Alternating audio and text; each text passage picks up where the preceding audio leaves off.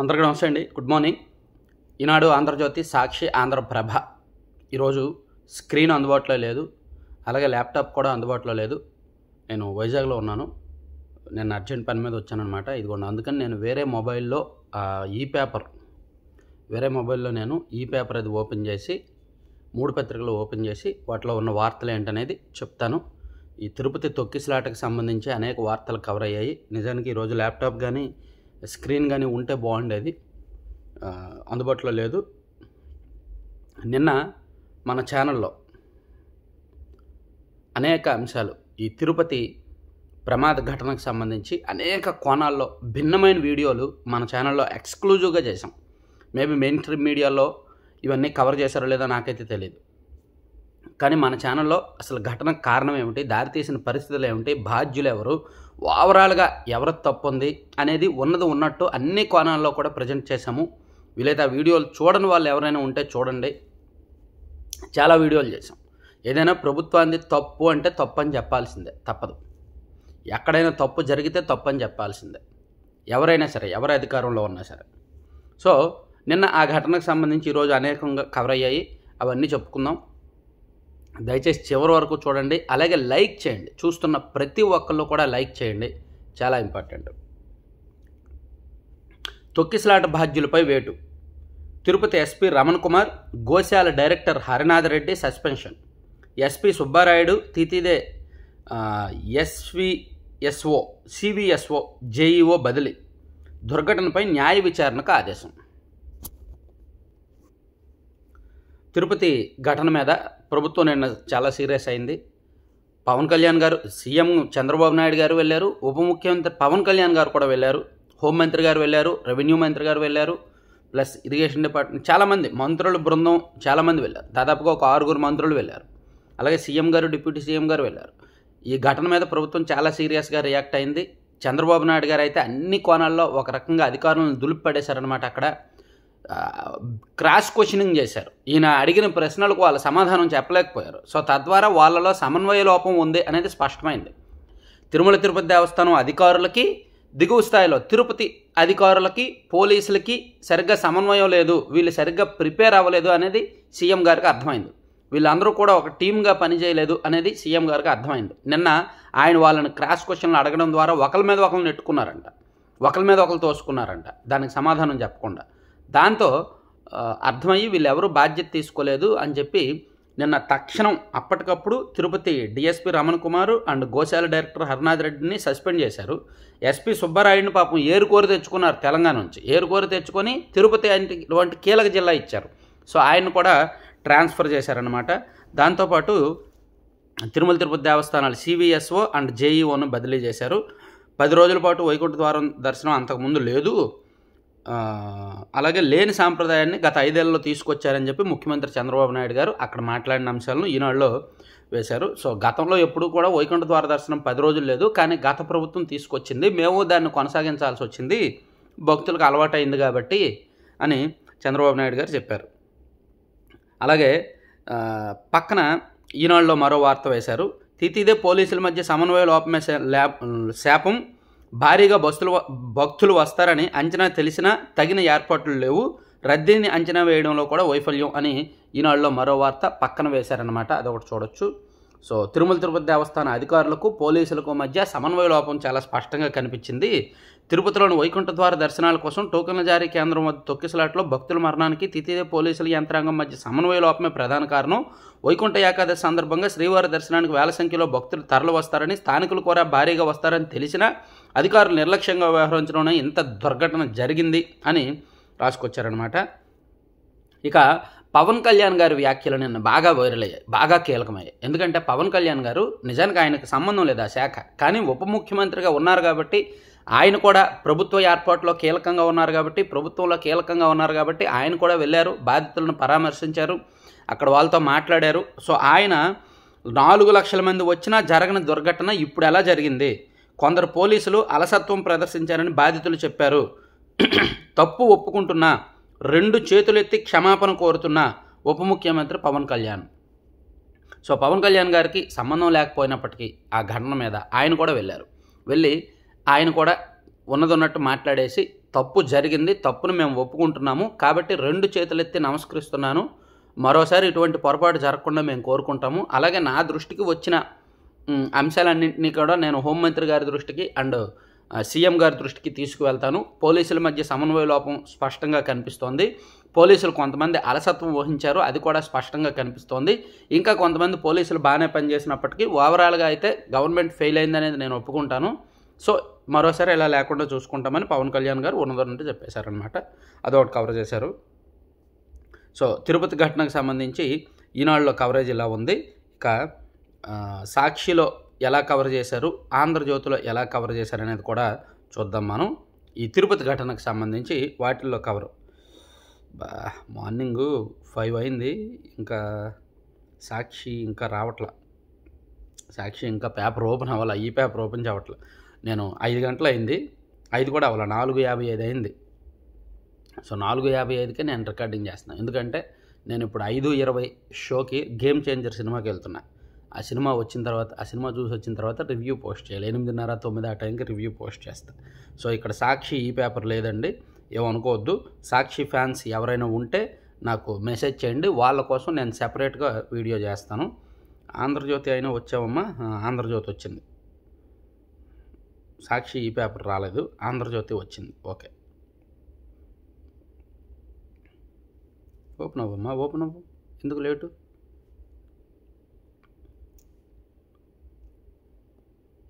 మా వాళ్ళకి time waste అవుతుంది, త్వరగా ఓపెన్ అవ్వాలి. నువ్వు అల్లరి చేస్తే కుదరదు.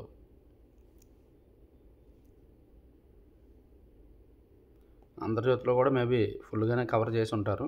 వచ్చింది.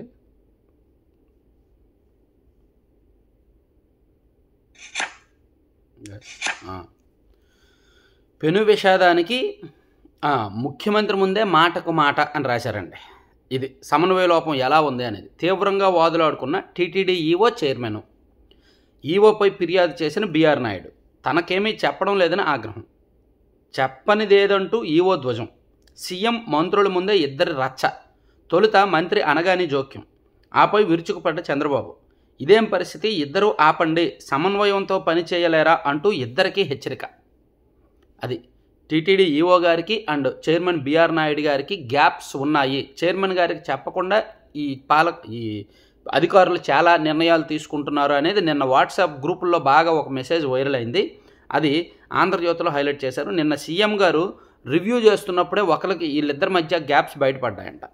చైర్మన్గా వచ్చినప్పటి నుంచి నన్ను చిన్నచూపు చూస్తున్నారు, నాకేమీ చెప్పడం లేదు అని చైర్మన్ అంటే, ఈవో నీకేం చెప్పడం లేదు, చెబుతూనే ఉన్నాం కదా తీవ్ర స్వరంతో అని ఈవో అన్నాడంట. చైర్మన్ ఏం చెప్పావు, రేపు వైకుంఠ ఏకాదశి, ఈ రోజు నుంచే హడావుడి ఉంది, మీరు ఏం చేస్తున్నారో ఆ విషయాలు ఏమైనా చెప్పావా, నేను చైర్మన్గా ఉండి ఇక్కడ ఏం చేస్తున్నట్టు తీవ్ర ఆగ్రహంతో.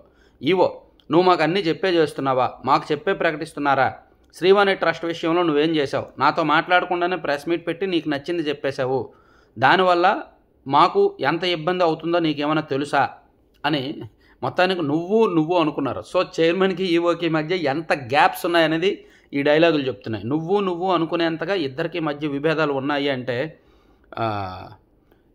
వైకుంఠ ఏకాదశిపై 15 సమావేశాలు పెట్టారు.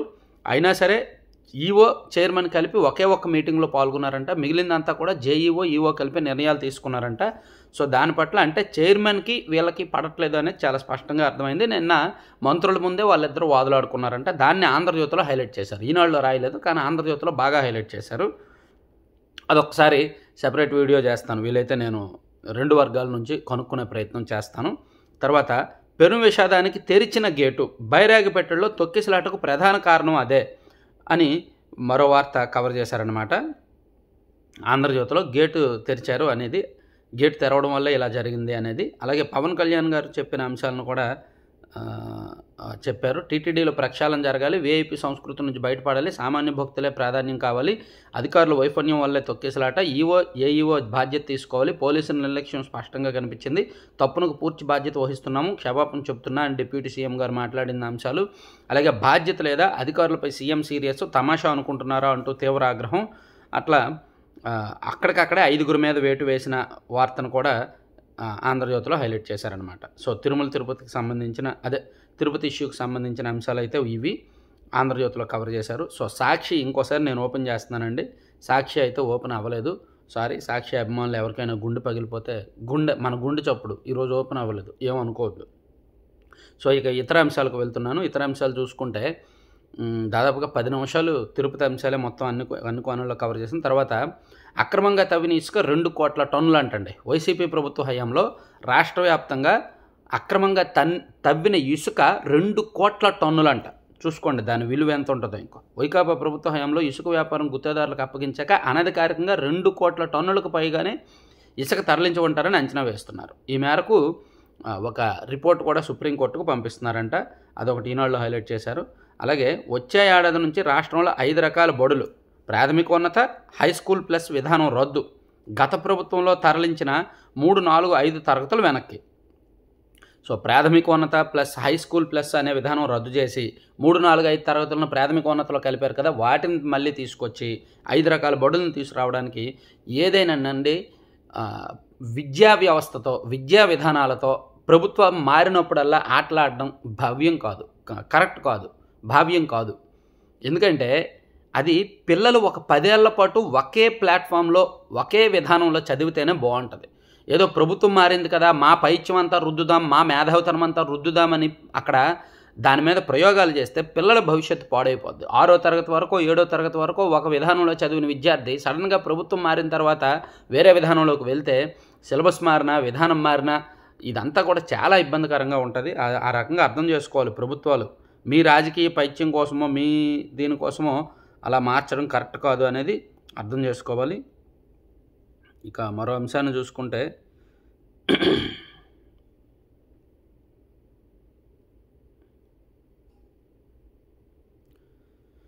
నెట్ యాక్చువల్లీ బాగా స్లో ఉందన్నమాట. సో ఇతర వేరే అంశాలను చూస్తున్నా. ఓపెన్ అవ్వని గిర్రని తిరుగుతా ఉంది, ఓపెన్ అవ్వకుండా.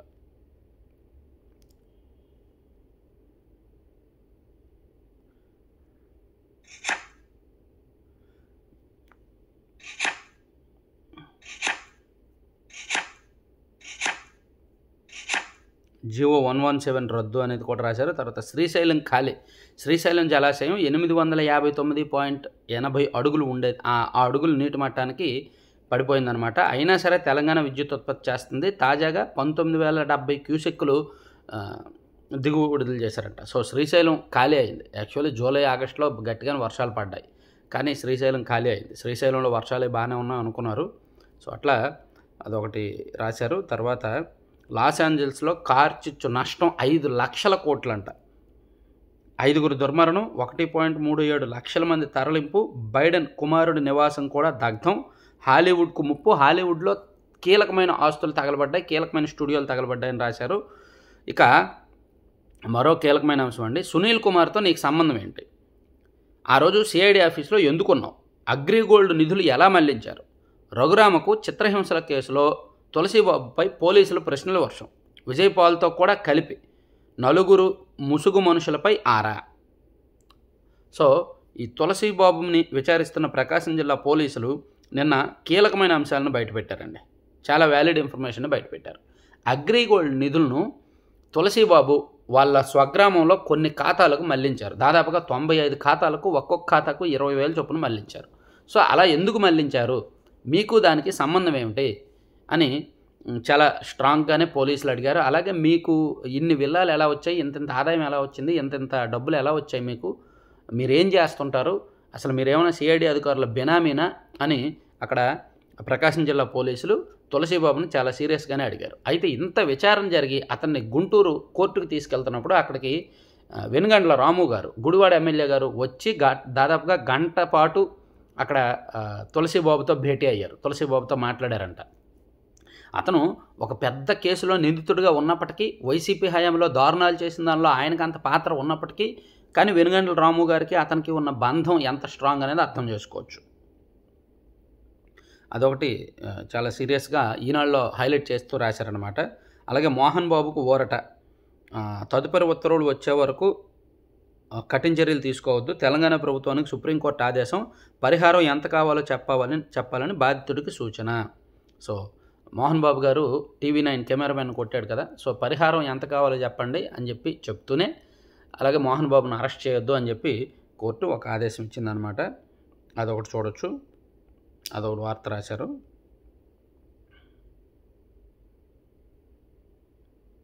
తర్వాత నిఘార్సైన ముందడుగు అని రాష్ట్ర వ్యాప్తంగా సీసీ కెమెరాలు ఏర్పాటు చేయడానికి రెడీ అవుతున్నారు. దాతల సాయంతో అంటే సీసీ కెమెరాలు ఏర్పాటు చేస్తారంటే ఎక్కడికక్కడ. అలాగే బాలకృష్ణ, అనిత, మందకృష్ణ పైనే పోస్టులు పెట్టా, మిగతా పోస్టులు ఫోన్ల గురించి నాకు తెలియదు, అరకొర సమాధానాలతో సరిపెట్టిన వర్ర, పోస్టులు కాల్ లిస్టు చూపి ప్రశ్నించిన పోలీసులు, ముగిసిన పోలీస్ కస్టడీ మరోసారి పిలిచే chance. So Varra Ravindra Reddy YSR Congress party social media కార్యకర్త నిన్న పోలీసు విచారణలో కొన్ని కీలకమైన అంశాలు బయటపెట్టాడంటండి. సో ఆయన ఏం చేశాడు, తన పేరుతో ఉన్న ఖాతాలనంట తన ఐడి తన పాస్వర్డ్ని అవినాష్ రెడ్డి గారి పిఏ రాఘవరెడ్డి వాడాడంట. అండ్ సజ్జల భార్గవరెడ్డి వాళ్ళ ఆఫీసులో వాళ్ళు కూడా వాడి తన ఐడితో వాళ్ళు వికృతమైన పోస్టులు, వికృతమైన బోతులు పెట్టారంట. తనకు సంబంధం లేదు అని పెట్టాడు. తను ఓన్లీ బాలకృష్ణ, నందమూరి బాలకృష్ణ అండ్ హోంమంత్రి అనిత అండ్ మందకృష్ణ మాదిగపై మాత్రమే నేను పెట్టాను, వాళ్ళ మీద పెట్టిన పోస్టులు మాత్రమే నేను పెట్టినవి అని తను తప్పు ఒప్పుకుంటూ, తనకు పేమెంట్ ఎలా వచ్చేది, తన ఐడిని ఎలా మిస్యూజ్ చేశారు, వైసీపీ సోషల్ మీడియా సంస్కృతి ఎలా ఉంది, ఎంత వికృతంగా అనేది వర్ర రవీంద్రారెడ్డి మొత్తం ఆ కడప పోలీసులకు వాంగ్మూలం ఇచ్చాడు. అదొకటి. తర్వాత ఏవియేషన్ హబ్గా హైదరాబాద్, డ్రోన్ హబ్గా మన వార్వకల్లు, డీప్ టెక్నాలజీస్తో స్వర్ణాంధ్ర విజన్ 2047 సాధ్యం, విమాన ప్రయాణికులకు మెరుగైన సౌకర్యాలు, కొత్త ఆలోచనలతో వస్తే స్టార్టప్గా ప్రోత్సాహం, విశాఖ డీప్ టెక్నాలజీ సదస్సులో కేంద్ర మంత్రి రామ్మోహన్ నాయుడు.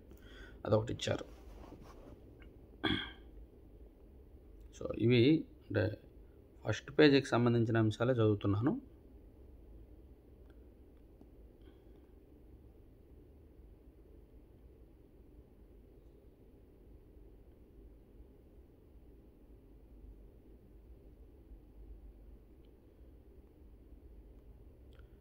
అంటే కొన్ని పేజీలు ఓపెన్ అవ్వట్లేదు. సో దట్ ఇప్పుడు ఓపెన్ అయింది. ఇప్పుడు కొంచెం అంటే వైఫై స్లో ఉంది, నెట్ మొబైల్ డేటాతో ఓపెన్ చేస్తున్నాం.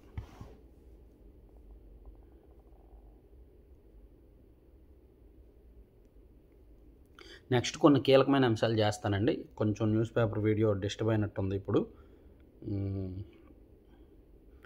ప్రభుత్వం ప్రజలు కలిస్తేనే తెలుగుకు మనుగడ అని ఒక అంశాన్ని కవర్ చేశారు. నంది నాటకోత్సవాలతో కళా సాంస్కృతిక రంగాలకు పూర్వవైభవం, ప్రపంచ తెలుగు మహాసభల్లో కేంద్ర రాష్ట్ర మంత్రులు వెల్లడి. సో భాష సమాజాన్ని సృష్టిస్తుందని, జాతిని బలపరుస్తుందని, అభివృద్ధికి దోహదం చేస్తూ మన మూలాలను భావితరాలకు తెలిపే వారధిగా నిలుస్తుందని కేంద్ర సహాయ మంత్రి భూపతిరాజు శ్రీనివాసవరం పేర్కొన్నారు. రాజమండ్రిలో గోదావరి గ్లోబల్ విశ్వవిద్యాలయం ప్రాంగణంలో కులపతి కేవీవి సత్యనారాయణరాజు అధ్యక్షతన నిర్వహించిన ప్రపంచ 2వ తెలుగు మహాసభల్లో వీళ్ళందరూ మాట్లాడుతూ చెప్పుకొచ్చారు. తర్వాత అభివృద్ధి మోదీ నాయకత్వమే గెలిపించాయి, అధిక ధరలు, నిరుద్యోగంతో ఎన్డీఏకు మెజారిటీ తగ్గింది, రామమందిరం అంశానికి 5% మందే మద్దతు, హిందువుల ఓట్లు కాంగ్రెస్కు 2% పెరిగాయి, 2024 ఎన్నికలపై జాతీయ సదస్సులో సహ డైరెక్టర్ సంజయ్ కుమార్ అంటే ఆయన ఒక సెఫాలజిస్టు, ఒక పొలిటికల్ అనలిస్టు కమ్ సెఫాలజిస్టు, ఆయన ఒక కీలకమైన అంశాన్ని చెప్పారు. దేశవ్యాప్తంగా కూడా హిందువుల ఓట్లు కాంగ్రెస్ పార్టీకి 2% పెరిగాయి, ప్లస్ హిందుత్వ అంశాన్ని, హిందువుల ఓట్ల కోసం బీజేపీ తీసుకొచ్చిన ఈ రామమందిరం అంశం వల్ల పెద్దగా ప్రయోజనం రాలేదు, వాళ్ళకి 5% ఓట్లే వచ్చాయి, పెరిగాయి అని రకరకాల అంశాలను ఆయన అనలైజ్ చేశారు.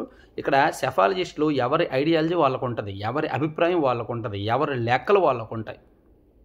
అందరూ చేసేది అదే పని, కానీ ఎవరి విశ్లేషణలు వాళ్ళకు ఉంటాయి. ఒక 10 మంది సెఫాలజిస్టుని కలిపి ఒకే చోట పెడితే ఒకరికొకరికి పడదు, ఒకరికొకరు భిన్నమైన అభిప్రాయాలు చెప్తుంటారనమాట. తర్వాత తప్పు చేస్తే కఠిన చర్యలు తప్పవు, సీఎం తిరుపతి నుంచి అమరావతి చేరేలోగా జీవోలు వచ్చాయి. నిన్న తిరుపతి వెళ్ళారు చంద్రబాబు గారు, ఆయన అక్కడ కొంతమందిని సస్పెండ్ చేస్తూ ఆదేశాలు ఇచ్చారు. ఆయన అమరావతి వచ్చేసరికి జీవోలు వచ్చేసాయి వాళ్ళని సస్పెండ్ చేస్తూ. అంత సీరియస్గా ప్రభుత్వం ఉంది అనేది రాశారనమాట. ఇక 15,000 పింఛన్ లబ్ధిదారుల్లో 4వ వంతు మంది అర్హులు, సగం మంది దివ్యాంగుల కోటాకు పరిమితం కావాల్సిన వారు, అయినా నెలకు 6,000 బదులు ప్రతి నెల 15,000 లబ్ధి, మంచానికి పరిమితమైన వారి వైద్య నిర్ధారణ పరీక్షలు, బోగస్ల ఏరువేత్తో ప్రభుత్వానికి 238 కోట్ల ఆర. ఇక్కడ చాలామంది వికలాంగత్వం లేకపోయినప్పటికీ వికలాంగ పింఛన్ తీసుకుంటున్నట్టుగా ప్రభుత్వ లెక్కల్లో తేలింది, ప్రభుత్వ పరిశీలనలో తేలింది. కొంతమందికి శాశ్వత వికలాంగం ఉంటే మంచానికే పరిమితం అయితే నెలకు 15,000 ఇస్తారు. పాక్షిక వికలాంగం అయితే నెలకు 6,000 ఇస్తారు. కానీ 6,000 తీసుకోవాల్సిన వాళ్ళు కూడా 15,000 తీసుకుంటున్నట్టుగా దాదాపుగా 75% మంది లబ్ధిదారులు అలా తీసుకుంటున్నట్టుగా, అంటే వికలాంగ పింఛన్ లబ్ధిదారుల్లో 15,000 తీసుకుంటున్న వాళ్ళలో 75% ఫేక్ అని నిన్న ప్రభుత్వం పరీక్షల్లో తెలిసిందనమాట. దాన్ని ఇచ్చారు. తర్వాత స్మార్ట్ మీటర్లు రద్దు సరే, చర్యల సంగతి ఏంటి? అనుబంధ పరికరాలకు 1,534 కోట్లు చెల్లింపు, వాస్తవ ధరతో పోలిస్తే 5 రెట్లు అదనం, ఆ మొత్తాన్ని తిరిగి ఎలా రాబెడతారు అని స్మార్ట్ మీటర్ల కాంట్రాక్ట్ కోసం అనుబంధ పరికరాల కోసం 1,534 కోట్లు గత ప్రభుత్వం చెల్లించింది. దాన్ని ఎలా రాబెడతారు అని ఈనాడులో ఒకటి రాశారు. అలాగే డయాఫ్రమ్ వాల్ నిర్మాణం ఎలా, పోలవరం పనులపై స్థానిక విదేశీ నిపుణుల చర్చ, T16 కాంక్రీట్ సమ్మేళనానికి అధిక మొగ్గు, త్వరలో కేంద్ర జల సంఘం నిర్ణయం అని మరో అంశాన్ని, డయాఫ్రమ్ వాల్ ఎలా కడతారో దానికి సంబంధించి ప్లానింగ్, డిస్కషన్ ఇదంతా రాసుకొచ్చారనమాట. తర్వాత బయటపడుతున్న పునాదులు, రాజధానిలో ఐకానిక్ టవర్ల నిర్మాణంలో నీటి తోడివేత, టెండర్లు పూర్తయ్యే నాటికి ప్రక్రియ పూర్తి. ఓకే, రాజధానిలో 2,791 కోట్లతో అభివృద్ధి పనులు, టెండర్లు పిలిచిన రాజధాని అభివృద్ధి సంస్థ. రాజధానిలో 2,791 కోట్లతో అభివృద్ధి పనులకి నిన్న టెండర్లు పిలిచారంట. మొత్తానికి రాజధాని అమరావతిలో పనులు పరుగులు పెడుతున్నాయండి. రకరకాల పనులకు టెండర్లు పిలుస్తూనే ఉన్నారనమాట. ఇక ఓటర్ల జాబితా తారుమారు కుట్ర జరుగుతోంది. భాజపాపై ఈసీకి కేజ్రీవాల్ ఫిర్యాదు, వలస జీవులను నకిలీ అంటారా నడ్డా. సో ఢిల్లీలో దాదాపుగా చాలా నియోజకవర్గాల్లో ఒక 15 నుంచి 20 లక్షల ఓట్లు పెరిగాయి. ఈ 3 నెలల్లోనే బాగా పెరిగాయి. సో అలా పెరగడం వెనుక బీజేపీ కుట్ర ఉంది అనేది కేజ్రీవాల్ ఆరోపణ. నిన్న ఆయన ఈసీకి కూడా ఫిర్యాదు చేశాడు, భారీగా ఓటర్ల జాబితాను తారుమారు చేశారు అని. బీజేపీ వాళ్ళేమో వాళ్ళందరూ వలస ఓటర్లు, వలస వాళ్ళు ఏమైనా కుట్రదారులా, వాళ్ళు ఏమైనా నకిలీ వాళ్ళ, వాళ్ళు ఎక్కడే సెటిల్ అయిన వాళ్ళు అని చెప్పి బీజేపీ వాళ్ళు వెర్షన్ ఇస్తున్నారు. అలా మొత్తానికి ఓటర్ల జాబితాతో బీజేపీ గెలిచేస్తుందేమో అక్కడ. సో ఆ అంశం కూడా చూడొచ్చు. సో ఓవరాల్గా ఇదండి ఈనాడు ఆంధ్రజ్యోతి మాత్రమే చెప్పాను. ఈ రోజుకైతే సాక్షి వాళ్ళకి, సాక్షి అభిమానులకు కాస్త ఈరోజు అంత పెయిన్ ఉంటుందేమో, ఏమనుకోవద్దు. వీలైతే మీకు ఎవరికైనా సాక్షి అనాలిసిస్ కావాలంటే కింద కామెంట్ చేయండి, సెపరేట్ వీడియో చేసి ఓన్లీ మీకు మాత్రమే పంపిస్తా. ఈ రోజుకైతే సాక్షి ఓపెన్ అవ్వాలి. ఎందుకంటే చూడండి, 5:12 అయింది ఇప్పుడు టైము.